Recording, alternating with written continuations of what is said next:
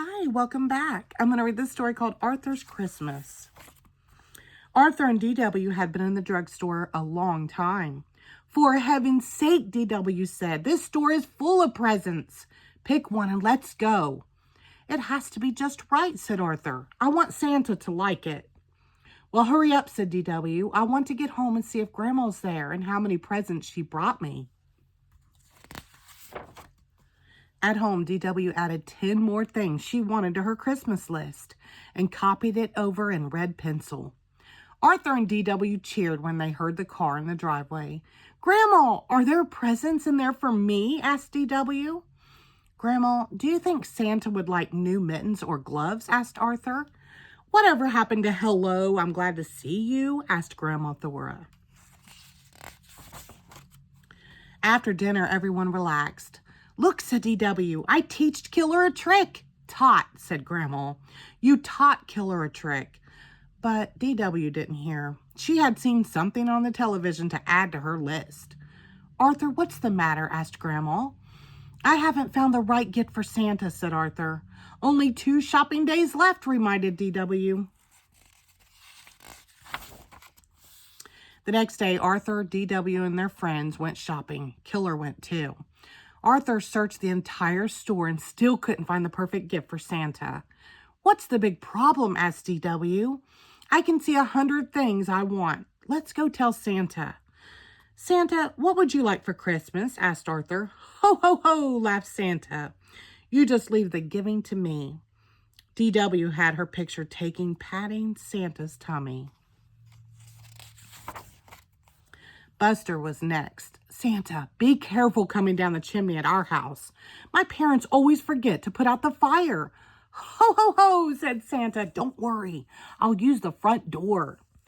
Then it was Francine's turn. Have you been a good little girl? Asked Santa. Oh, yes, smiled Francine. I'm always good. Always? Asked Santa.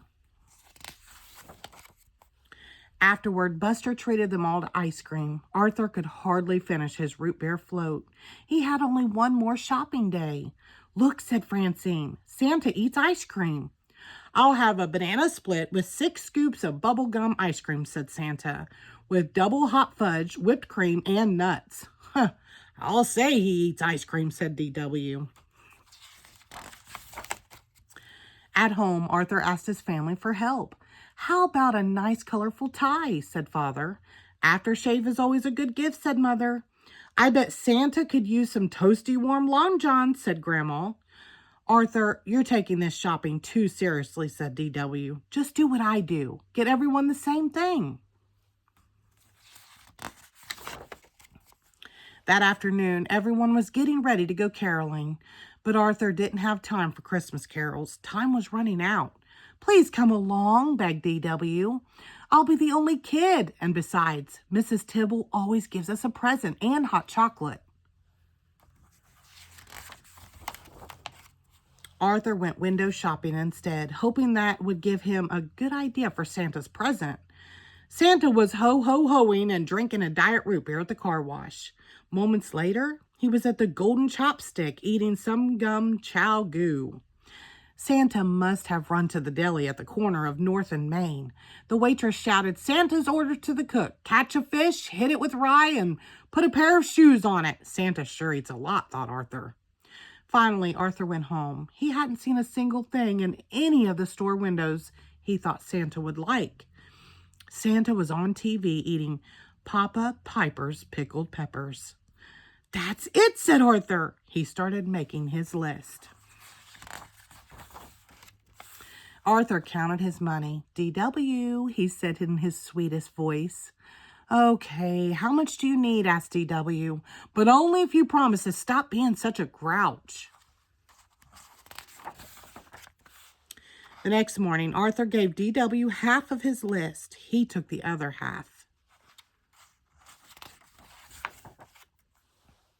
DW had to keep Killer out of the kitchen while Arthur made Santa's present. What's all that noise? Asked Father. Arthur is making a mess, reported DW. The kitchen door opened, and Arthur sneezed. Mom, how many cups of pepper and pickled peppers? He asked. Maybe I should help, said Mother. No, please, said Arthur. I want to make Santa's present myself.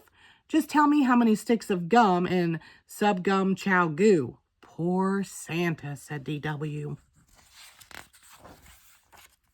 Hours later, Arthur whistled while he set the table for Santa. What's that? Asked Father. Pickled peppers, a hot fudge sundae on bubblegum ice cream, and subgum chow goo. I sort of combined Santa's favorite foods, Arthur explained. What's that big lumpy thing that's moving? Asked Grandma. A pizza to go, said Arthur, with everything on it. If you want Santa to come, you'd better go to bed, said Mother. If you want Santa to come, thought DW, we'd better do something about that food. DW couldn't fall asleep. I have to do something, she thought. Poor Arthur worked so hard. But if Santa gets one whiff of Arthur's present, he'll never set foot in the dining room, much less eat any of it. Careful to miss the squeaky step, DW tiptoed downstairs in the dark. Ew, look at all that food falling. Ew. The next morning, Arthur was the first one up. Santa ate it all, he cried, and he left a note. Dear Arthur, you were so nice to take the time to find out my favorite foods and make them. Thank you. You also teached me about the Christmas spirit. Love, Santa. P.S. Aren't you lucky to have such a nice little sister? The end. Thank you.